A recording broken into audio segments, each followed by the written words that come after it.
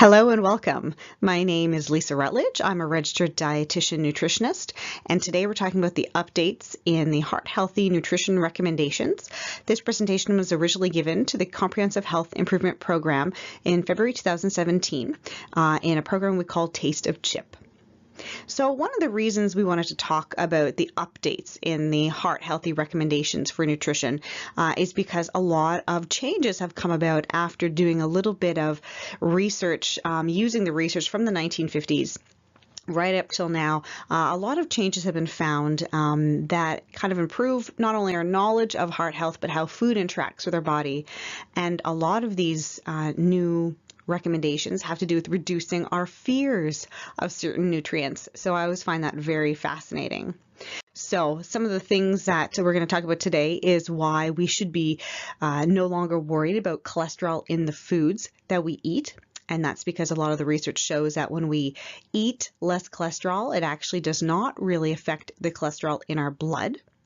We're going to talk a little bit about saturated fats and how, although they are or were considered a very bad fat, that perhaps their influence on our heart health is not as profound as we initially thought. Again, reducing our fears of saturated fat. And then we're going to talk a little bit about why whole grains is becoming more of an emphasis on whole grains nowadays, and a little bit of how refined foods play a role in our heart health. Whenever I start talking about any sort of healthy eating, whether it's to talking about diabetes or heart health or general healthy eating, I always like to start off kind of talking about what is a healthy meal, because a balanced healthy meal, when we eat meals that are mostly, or at least part of the time, balanced, we don't have to micromanage all of the details about what type of foods we're eating. So in general, in Canada, at least of clients with whom I consult, generally eat some sort of vegetables, some sort of protein from the meat and alternative category, and some sort of starch or grain product on their plate.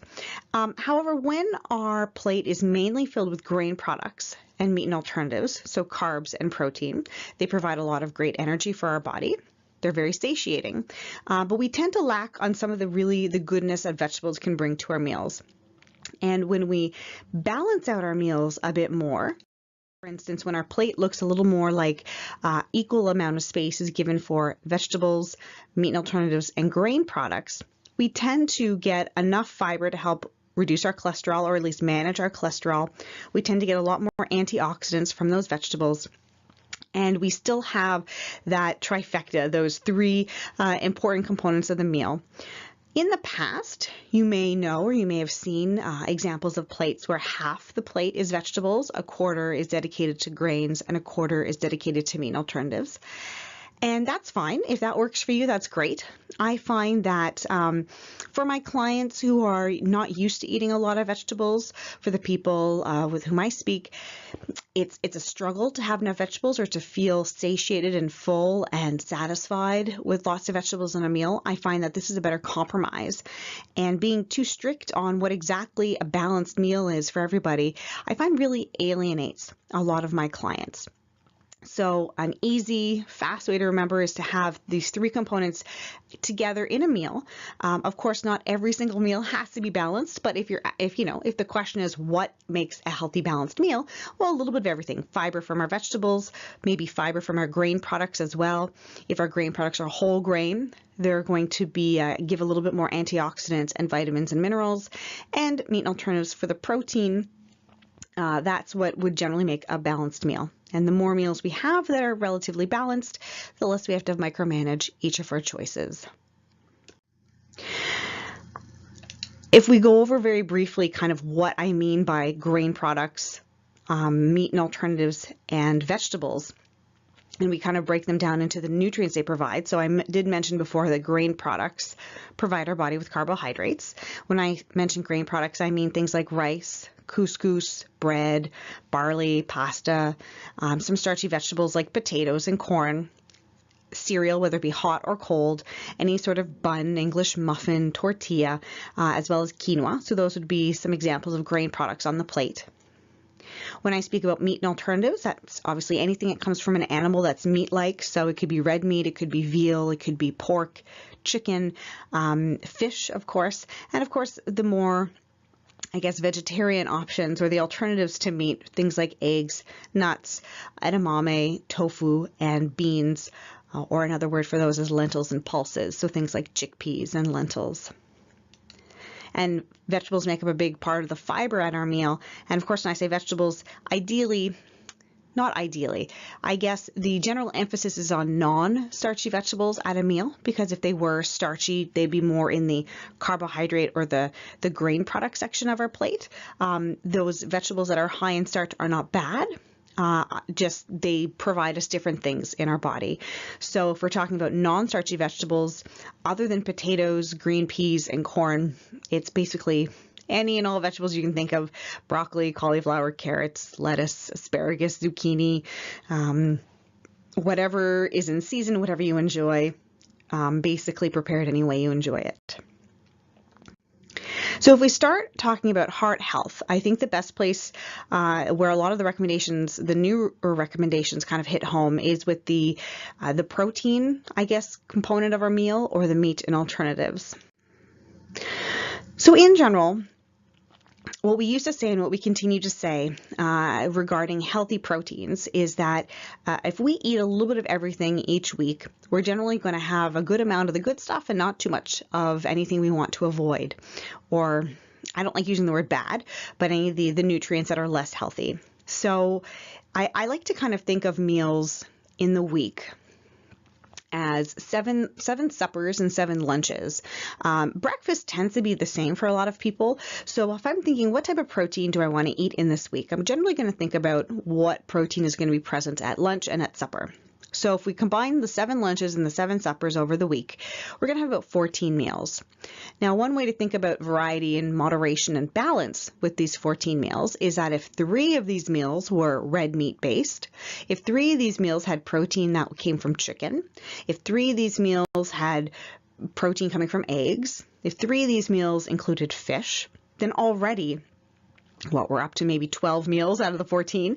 The idea is that if we have a little bit of everything 2 to 3 times a week, we're going to be able to get all the good stuff, the omega-3s from our fish, the fiber from our beans and nuts, the lean protein from our chicken and turkey and veal and pork and red meat. And we won't really have to be worried about focusing on any one thing, because if we cut out any one thing, it's not a guarantee for health, but it is quite a guarantee of getting bored, and making any one food off limits or bad can really backfire for a lot of people, meaning we avoid it for a long time, and we can sometimes end up either fearing it, being very fearful of eating it when it is our option to eat, or going overboard and feeling like we're overeating it and out of control with it when it is available. So, of course, variety and moderation could mean that meal to meal. So today at lunch I had chicken, so that means tonight I want some sort of other protein. But variety can also mean day to day. So, I had leftover chicken from yesterday, and tonight I might be having something else that's chicken based. That's okay. And some of my clients really like to buy what's on sale. So, And so, this week there's a little bit more chicken. Next week, maybe there's a little bit more fish. The week after that, maybe more meals with veal or with pork. That's okay too. Variety can be meal to meal, day to day, or week to week. Now, because our fears of cholesterol in food and saturated fat in food, I'm suggesting they should be decreased, so we shouldn't be as fearful. That means that portion sizes, maybe we can play with portion sizes a bit more than we used to. And again, I find this extremely useful. For a lot of my clients, the recommendation of having 3 ounces of cooked meat at a meal was very alienating. It seemed very strict for the people who ate much more than that. And for some people, we just don't feel satisfied having a little 3-ounce piece of meat. We want more than that, or we feel satisfied with a bit more.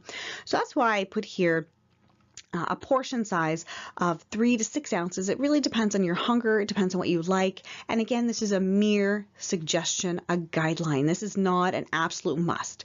If you're eating less than 3 ounces, it doesn't mean you're being bad or you're going to suffer, and if you're eating more than 6 ounces at one time, it does not mean you're bad or something, horrible is going to happen or you're going to gain weight. That's not really how the body works, luckily. But if the question is what's a reasonable portion, it does depend on your hunger levels. It does depend on what else you're eating. It depends on how much you feel for, but aiming between 3 to 6, being a little more flexible with that, considering that the heart healthy recommendations are suggesting that the bad fats, we don't have to avoid them as strongly as we had been recommended in the past. So one of the biggest updates I keep mentioning here is the fact that cholesterol in food plays a very little role in the cholesterol in our blood. And this was, I guess, something that is perhaps not recent, but has been more thoroughly investigated recently. And it turns out that if we eat less cholesterol in food, our body makes more. And if we eat more cholesterol in food, our body makes less. So it's kind of a constant in our body how much cholesterol our body is producing in terms of how much cholesterol we're eating, because the cholesterol in food is different than the cholesterol in our blood. So back in the day on our nutrition fact table, we've indicated the cholesterol amount, and that was for kind of old school advice. So it's something that you don't have to really pay attention to anymore, which is nice. I find we always tend to pile on the things that we're supposed to be worried about or pay attention to. And this is something we can really, with certainty, take off the table in terms of being worried about. So limiting things like eggs, liver, shrimp, and squid, because they're high in cholesterol, is no longer something that's necessary, and we do not recommend that anymore. The other big update in the heart health world is this idea that saturated fats, which is one of the 2 types of bad fat we find in our food, is perhaps not as bad or not as harmful as we initially thought. So we used to think that don't eat cholesterol, it raises cholesterol levels. That was false. And then we thought, well, saturated fat, the more we eat, the more our liver produces cholesterol in our blood. So saturated fat is one of the materials that our liver uses to make bad cholesterol, LDL cholesterol. Well, it turns out that the studies are very inconclusive regarding does saturated fat actually increase, lower, or do nothing to our cholesterol levels, and they're very inconclusive.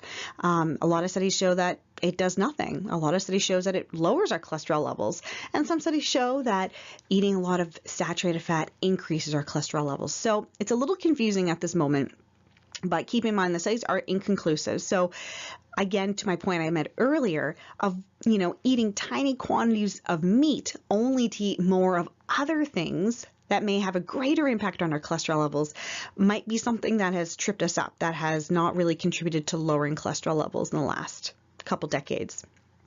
So eating a reasonable portion, a portion that you feel satisfies and is delicious and satiates you, can help us feel fuller longer rather than filling up on maybe refined grains or other refined foods. So the bottom line is eat a reasonable portion, or a portion that feels right to you, of a variety of meats and alternative protein sources. Saturated fat remains probably one of the types of bad fat. The other type, you can't quite see it here in this slide, but the other type is called trans fat. Research indicates that trans fat remains a bad fat that certainly does increase bad cholesterol levels and lowers good cholesterol levels. So still something to avoid. However, you're not going to find a lot of trans fat in a lot of foods. Manufacturers really don't want to sell products with trans fats because consumers do not want to buy them. So one way to have some great variety in the foods that we eat is to create a recipe bank, to maybe put together on some Post-its or on some recipe cards or just on a piece of paper a list of some of your favorite recipes with a variety of different kinds of meats or proteins. Only because at the end of the day or during our busy weeks, it can be really hard to remember, oh, that's right, an omelet is a great, last minute quick meal that I could have, or, oh, that's right, I could throw, fish in a papillon and pop it in the oven, and 20 minutes later it can be steamed all beautifully with a little bit of herbs and lemon and butter with the vegetables. So keeping either recipe ideas on hand or even using a rotation of 5 different recipes every week. The same 5 recipes every week, but rotated, can also be a great way to kind of start a new habit or a new variety of recipes. If we kind of continue to talk along the subject of protein and high protein foods, some foods to discover when it comes to heart health are fish, nuts, and beans, or pulses and legumes. Mainly because fish, they contain a lot of omega-3, which are very protective of our heart, and they can actually help lower triglyceride levels, which is a type of fat in our blood. Nuts, I'm sure you've heard about as well, and that's mainly because they contain, again, some omega-3s. Others contain some monounsaturated fats, which are also very protective of our heart. They also contain a lot of fiber. And then beans, so things like chickpeas and kidney beans and black beans and lentils, they're pretty high in fiber. And they're very low in bad fats, so they're also nice alternatives as long as you can find a recipe that you like, and I find that's really important. So why do we talk about omega-3s? Well, omega-3s can help to, like I said, protect our heart. It can help to prevent things like stroke. It can help to lower blood pressure. It can help to lower what's called inflammation in the arteries. It may help to reduce cholesterol, but the studies are really more suggestive that it can help to lower triglyceride levels as well. So including omega-3s is quite important. There are different kinds of omega-3s. We're not going to get into that today, but there are different kinds of omega-3s. There are omega-3s, as I mentioned, from nuts as well as from fish, and other things like chia and flax seeds also contain omega-3, and hemp hearts.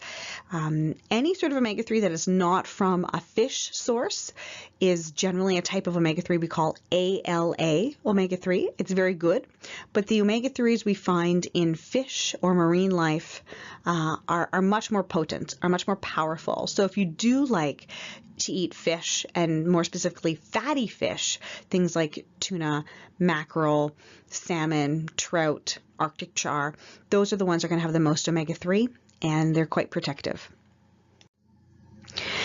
Very interestingly, a lot of studies have been done with nuts specifically, and it turns out that including 1 to 2 ounces of nuts per day can help to lower cholesterol levels. Again, I'm not sure the science is 100% clear on this. Is it the fact that we're displacing other foods? We're having less refined snacks and we're using nuts instead? Is it the fact that they're so satiating? They fill us up for such a long time that we're less likely to get hungry and overeat at other meals? It's a little unclear. Is it the fact that they're chock full of really good fats that protect our heart? Perhaps. So there's something to consider. A lot of people are fearful of nuts because they're high calorie.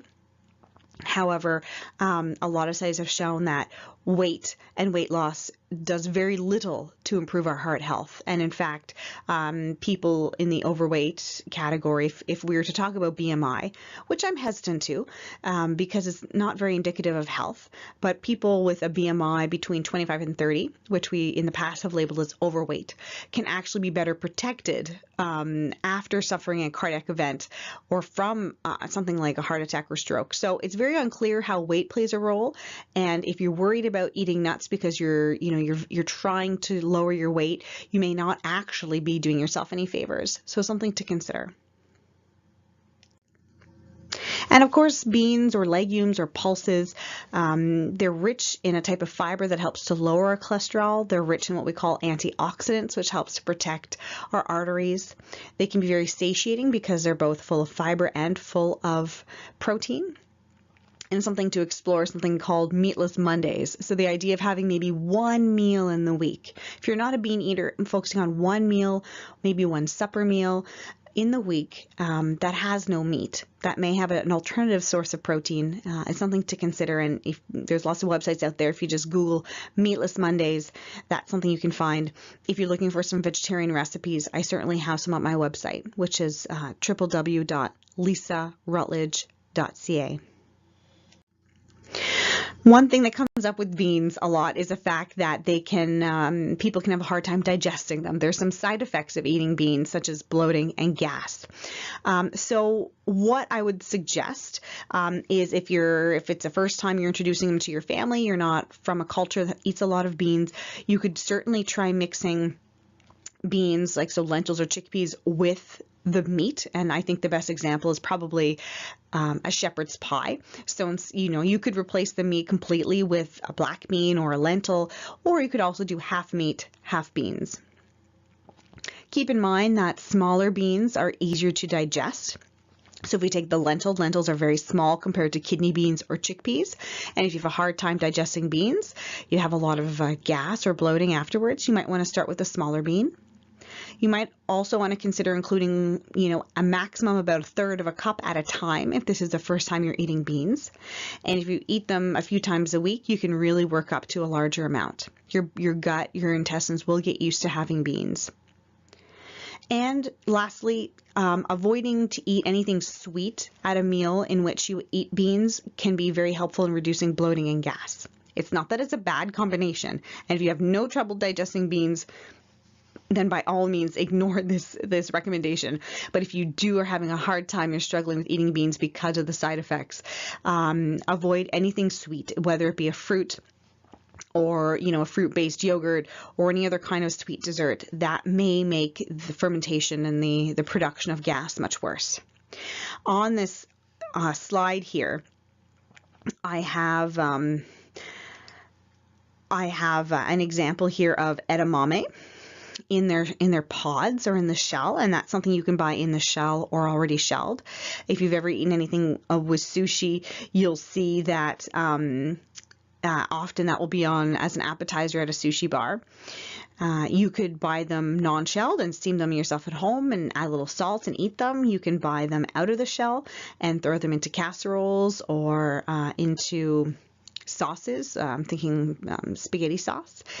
Edamame tastes a little more fresh than your typical bean, which is one of the reasons why I like them.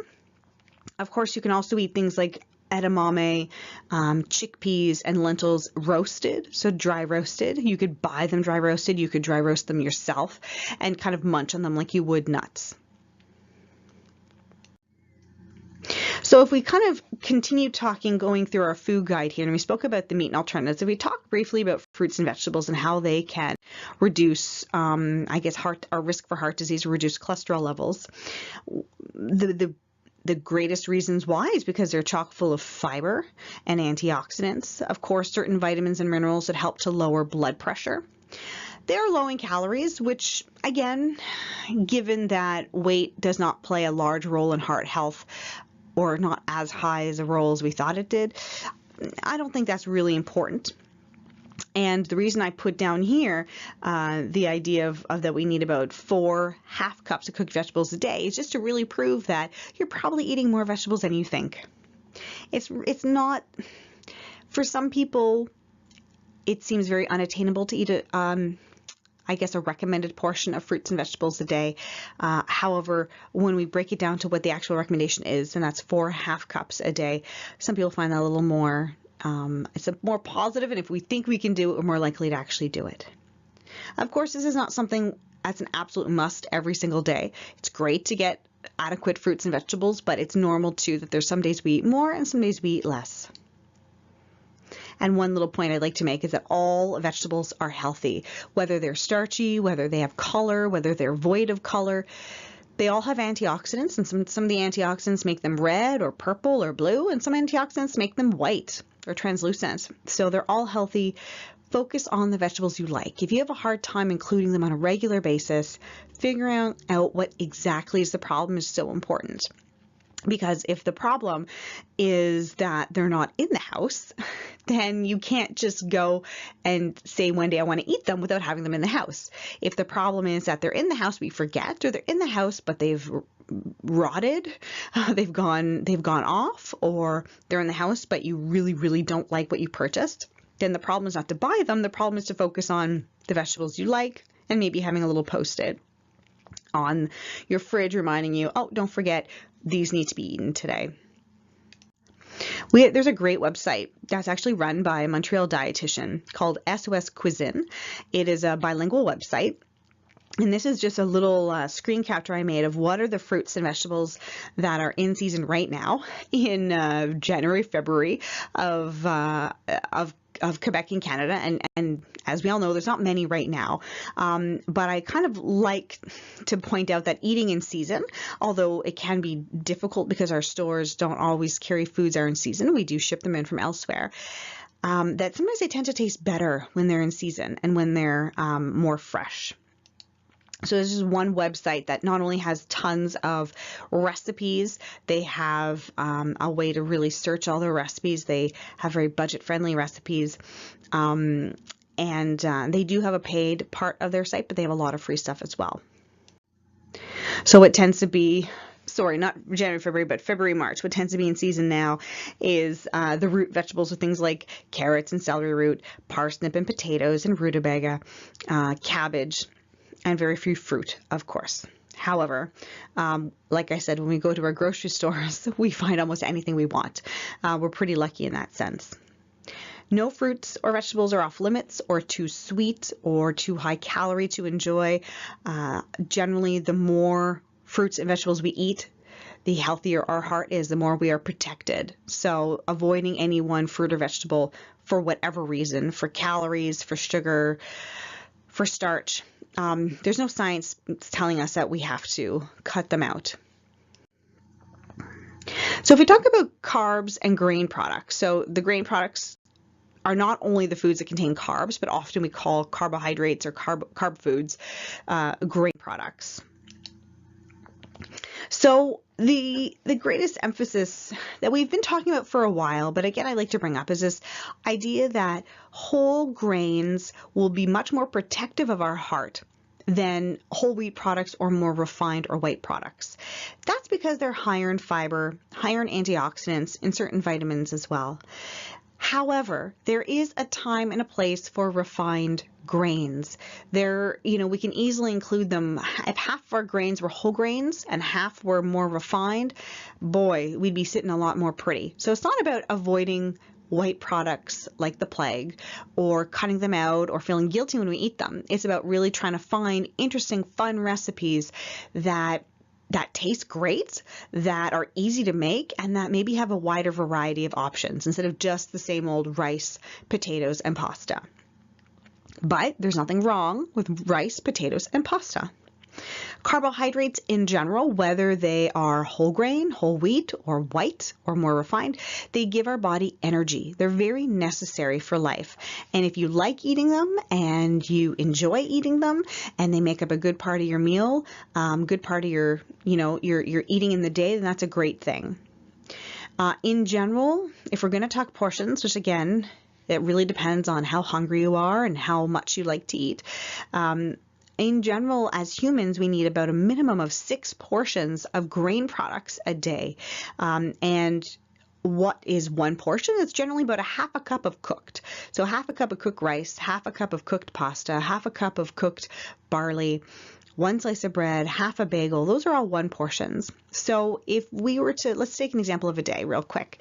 If I were to have 2 slices of bread in the morning, let's say 2 toasts in the morning, a cup of leftover rice at lunch, and let's say 1.5 cups of pasta at night, then there's my 7 servings. A minimum of 6 is minimum for adults. Most people need anywhere from 6 to 8 to 10. It really depends on your needs, not just how much activity you're doing, but how much you need at each meal, and that really depends on your hunger and fullness levels.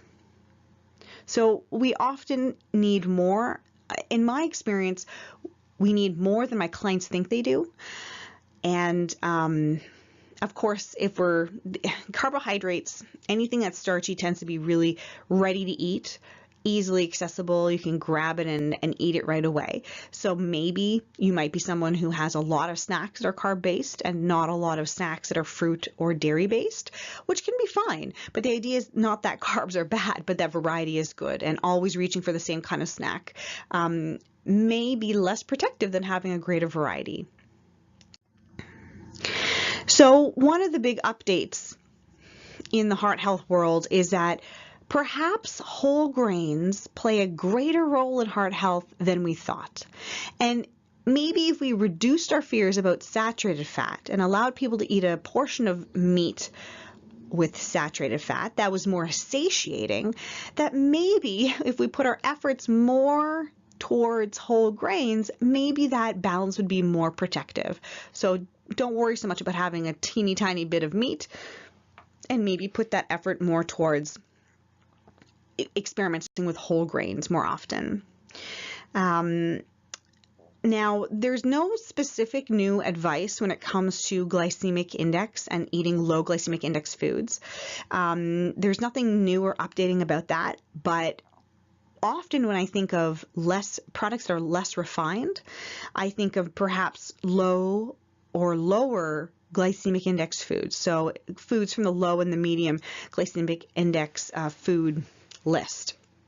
And that's why I threw this list on here, is just to say, you know, if you're looking for lower glycemic index grain products, things like barley, things like parboiled rice, sweet potatoes, legumes, pasta, these are all things that are going to be lower glycemic index and perhaps less refined and perhaps more protective. Now, high glycemic index foods are not off limits. They're not forbidden either. I guess the reason me talking about this is just to say maybe we should find some recipes that include more whole grains like quinoa and barley and oats and chia and flax seeds, because maybe including them more often would be beneficial. If you'd like to learn more about the glycemic index, you can go to diabetes.ca to learn a little bit more. So foods to discover when it comes to the grain products, I would say, you know, quinoa obviously is very popular right now. I'd love for people to rediscover barley. I find it's a really fantastic bite to it. There's oats, of course, and things like brown rice. And then, of course, the seeds that have become very popular, flax seeds, chia seeds, and hemp hearts. And why do we recommend these foods? Well, because these foods are not only whole grains, but they contain lots of fiber. Some of them are very rich in omega-3. Some of them are rich in plant protein, and most are rich in antioxidants. So if we go quickly through them, if you don't know what quinoa is, this is what it looks like when it's not cooked, when it's dry. You can buy white, black, or red quinoa or a mix. You can make it as a hot side dish, kind of like rice. You can make it make it ahead of time and cool it down and make it into a cold salad, almost like a cold pasta or a cold rice salad. There are ways to cook it so that it can be a hot breakfast cereal. Some people will throw it into soups and casseroles in place of rice and pasta. And again, there's nothing wrong with rice and pasta, but if that's our go-to thing all the time, it's nice to have variety. And this is what white quinoa looks when it's cooked. You'll notice here that the little, I believe it's the germ, kind of comes out, and you could cook it to be a little crunchy, but you could also cook it to be quite a pleasant mouthfeel. This is what barley looks like when it's dry. Again, barley could be used as a hot side dish in a cold salad.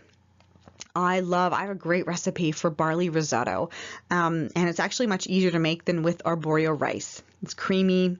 It's a little more, I guess I'm going to use the word gelatinous, although that sounds kind of funny. The kernels are a little more, have an interesting texture to them. Not mushy, not crunchy, I guess just gelatinous and kind of really great, I think. We can throw it into soups, of course, so beef and barley soups, into casseroles, things like that. Oats. Now, oats, I think, have made a real re-emergence in the world because of something people are calling overnight oats. And that's essentially making oatmeal, kind of cooking it in liquid, cold cooking it in liquid overnight in the fridge. And I have a great recipe, and you could Google some great recipes for overnight oats. It's basically soaking oats in milk or water or any other liquid you want, or even in yogurt overnight in the fridge, popping it into the microwave if you like it cold the next day, topping it with some fruit, and having it ready to eat. Of course, one of the only grain products I can ever think of to throw into a smoothie would be oats. You can make oatmeal, traditional oatmeal out of it. You can throw it into things like meatloaf, and of course into things like cookies and muffins and pancakes to give them a little extra texture, a little extra flavor, and a little boost of whole grains. Now, brown rice. It does take a little bit longer to cook than white rice. I would suggest that if you like sushi and you have a great sushi shop near you that makes brown rice sushi, I'd say that's probably one of the easiest ways to eat it. Someone else makes the rice, but also it adds this really more gelatinous rice pocket, I guess rice kernel would be the word, in the sushi, and it has a slightly sweet taste because it's brown, and just the different bran that's there and the different vitamins and minerals. So if you've never had brown rice sushi, I highly recommend it. It's not easy to find, but it's totally worth it. Of course, you make brown rice as you would white rice, as a hot side dish, and throw it into things like soups and casseroles as well. Now, I'm sure you've heard of flax seeds. You may or may not have heard of something called chia, or some people will say shea seeds. So this is flax seeds, and these are chia seeds. You can get black or white chia seeds. I don't think there's a big difference. You can get different kinds of flax seeds. I believe there's golden versus dark brown. The biggest difference is that flax seeds must be ground in order for our body to really be able to extract the fiber and the omega-3s out of them. Chia seeds do not need to be ground. Chia is more expensive and has less of a flavor to it. You can throw both of these things once the flax seeds are ground. You can throw the ground flax seeds or the regular chia seeds into yogurts, into smoothies, sprinkle it over your hot cereal. I've made plenty of granola, homemade granolas, and thrown the seeds in there. There's also something very big right now called chia pudding, because chia will really absorb any liquid that they're placed into, and it turns the liquid into a very jelly pudding-like consistency. And of all the things that are popular right now, I'd say this is probably the most tasty, is finding a really delicious chia pudding. And I certainly have a few recipes on my website. One thing you may have heard of is something called hemp hearts. Now, this is what hemp hearts look like. You do not need to grind them. You do not need to cook them. They're quite high in protein compared to the other seeds. They're quite high in omega-3 as well. And they have a great amount of fiber, but not as much as chia and flax seeds. And again, I would throw this sprinkle it over my yogurt, throw it into my smoothie, throw it over my hot cereal. You can throw it into your baking, into a meatloaf even, and even if you're doing homemade granola, it adds a nice little nutty bite to it. So those are some products to consider adding. One of the main reasons is because fiber, or the type of fiber we find in these products, which is called soluble fiber, really helps to lower cholesterol levels. Now, what about milk and alternatives? Well, it turns out that even though dairy products may come from an animal source, so I'm thinking yogurt comes from cow's milk or goat's milk, cheese, same thing, comes from some sort of animal, and the fat from animal foods tend to be bad, high in saturated fat. Well, it turns out that the saturated fat in dairy products may not be the same type of saturated fat, or may not have the same effect on our health as a saturated fat from, say, a really fatty cut of red meat or any other kind of meat product. So the saturated fat in dairy may actually act differently in our body and less negatively than we initially thought.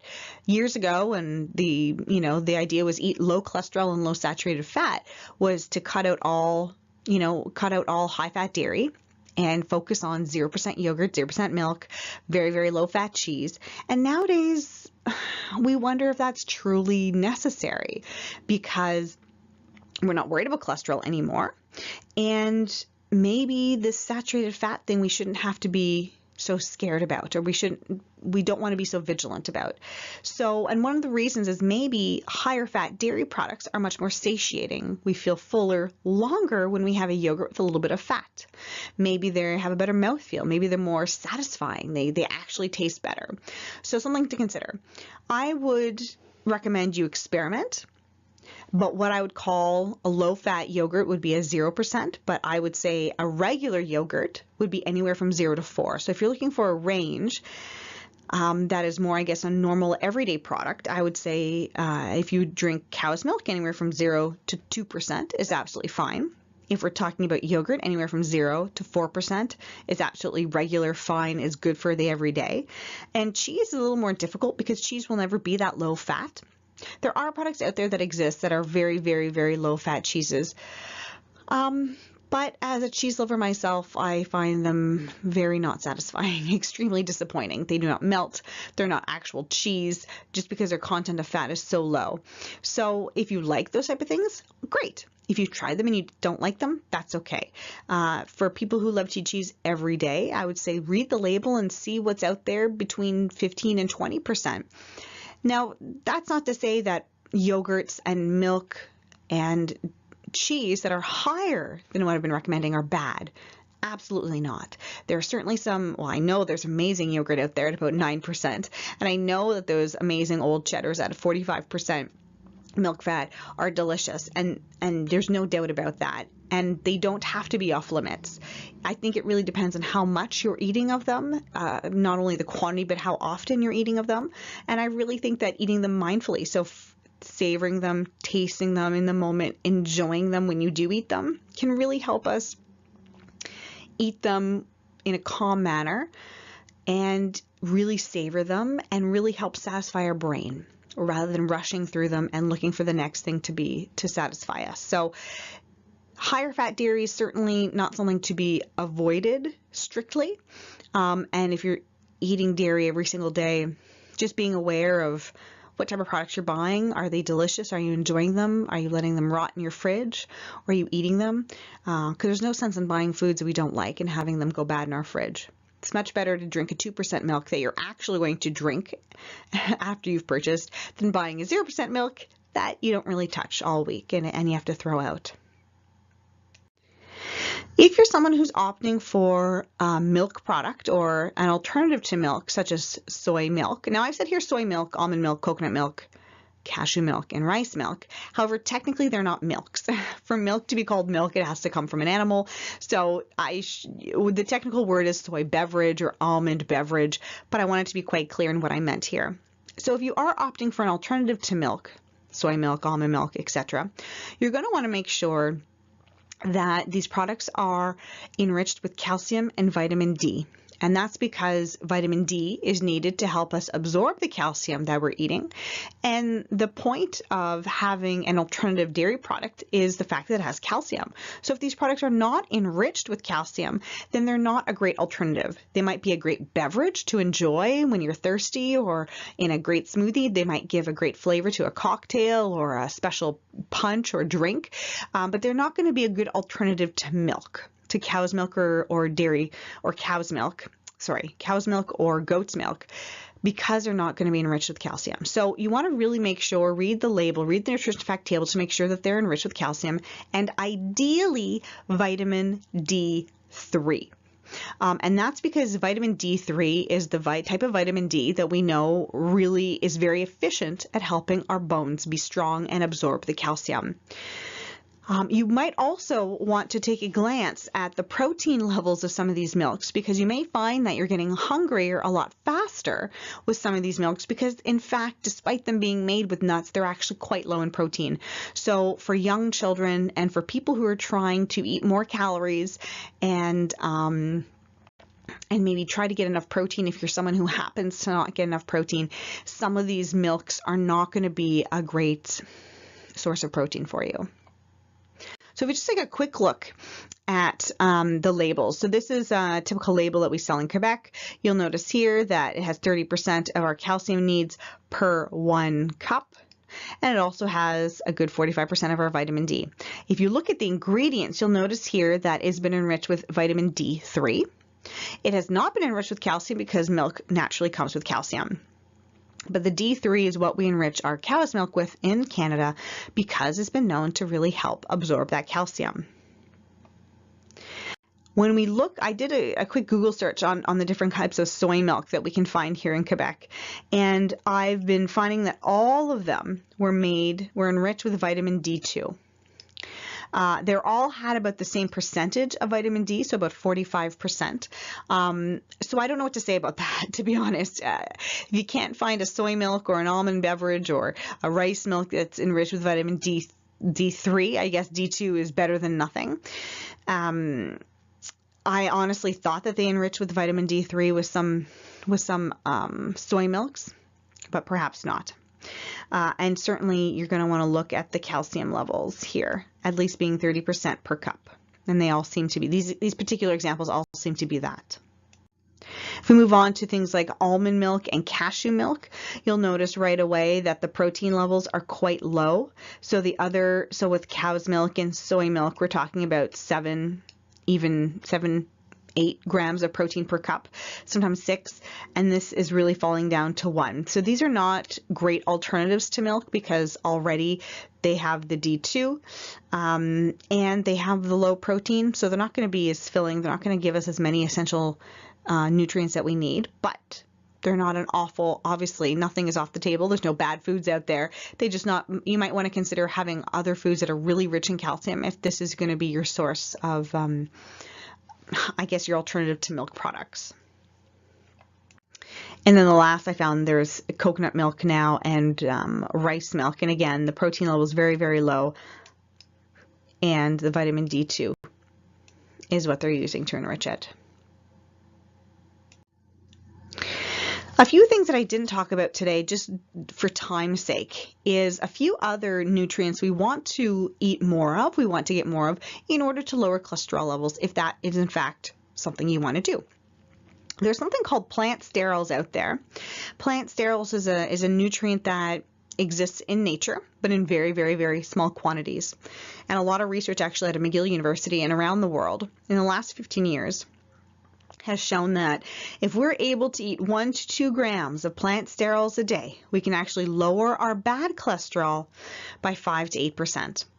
Now, this is a nutrient you find in nature, but in very small quantities, which means we have to get it from enriched products. We cannot get adequate amounts of this nutrient by eating normal foods.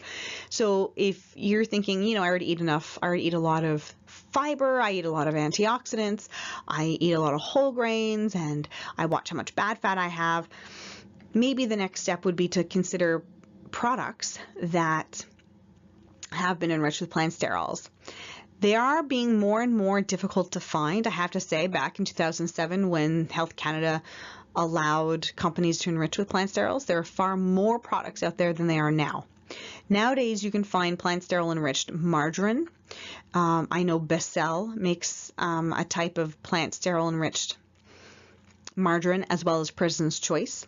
You can find that certain juices made by Minute Maid and Oasis may be enriched with plant sterols. You have to look carefully, though. It has to say on the label that it contains plant sterols for it to contain plant sterols. I believe it's Colest Prev is perhaps the Oasis brand. There used to be things like smoothies that you could buy and yogurts you could buy with plant sterols. I'm not finding those in the grocery stores anymore. There used to be a little bit of a little yogurty like drink called Danicol that doesn't exist anymore either. So I don't know why. Maybe people just were not willing to buy these products at the prices they were selling. I'm not sure why, but they're not being sold as often. Maybe in other provinces they have more options. Soy protein is another thing to consider, although 25 grams per day to help lower cholesterol levels is quite difficult for people who don't already eat a lot of soy products. So that's something to consider, but again, might be a little not very realistic for everybody. I mentioned fiber. Fiber is good to lower cholesterol. There's a very particular kind of fiber that's best at lowering cholesterol, and that's called soluble cholesterol. I'm sorry, soluble fat. Soluble fiber. Soluble fiber helps to lower cholesterol levels. And this is not the total grams of fiber per day we need. This is just how much of all the fiber we have in a day should come from soluble fiber, and we're talking about 10 grams per day. And if we're able to eat up to 10 grams a day, we can actually lower our cholesterol levels our bad cholesterol levels by about 7%. I mentioned earlier nuts, and those can help lower cholesterol levels as well as triglyceride levels. And of course, the very famous omega-3 fatty acids, anywhere from, if you're going to aim for 2 grams per day, it'll help to lower your triglyceride levels by about 25%.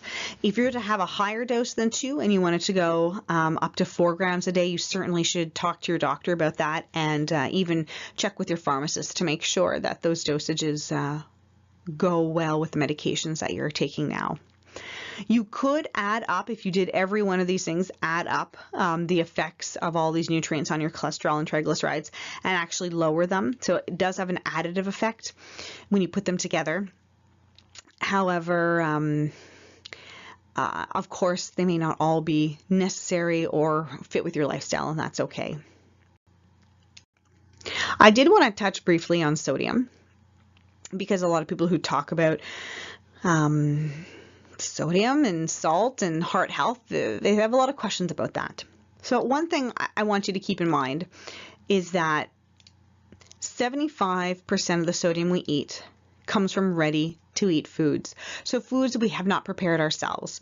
Foods from restaurants, foods that are frozen, foods that we buy through takeout, whether it be good restaurants or fast food restaurants or fancy restaurants, whether it be packaged breads and crackers and cereals, anything we haven't made ourselves, that they generally have more sodium than if we're to make it ourselves in general. Not all products, but most. And the reason I say that is because taking the salt shaker off the table for many people will not really affect their cholesterol levels, especially not their cholesterol levels, but it will not affect their blood pressure levels. So, and that's because only 10% of the sodium we eat comes from added at the table. So the idea being that if we're a little more aware of how much salt is in our ingredients, how much salt is in the foods that we are eating now that are prepared and processed and frozen and maybe takeaway, then we'll have a greater impact in lowering our salt intake, which may have a greater impact in lowering our blood pressure.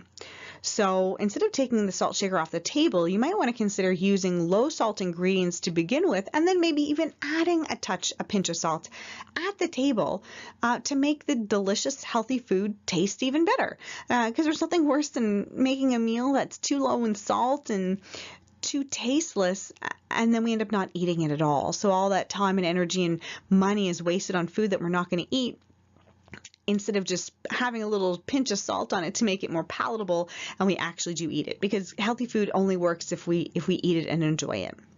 So something to consider. It's not necessarily taking the salt shaker off the table. It's about really reading those labels and finding perhaps products that are equally tasty and budget friendly that we can use more often. So that kind of wraps it up for my end of things. If you'd like to learn more, you can feel free to message me through my website, which is www.lisarutledge.ca. On that website, there are also many free mini recipe books you can download. There's a recipe book about heart healthy, I think it's 6 or 7 recipes, heart healthy recipes, including things like barley risotto, overnight oats, chia pudding, homemade granola, stuff like that. There's also other mini recipe ebooks that are free to download, such as vegetarian recipes and quick and easy recipes. Thank you so much for listening, and I hope you join us again soon.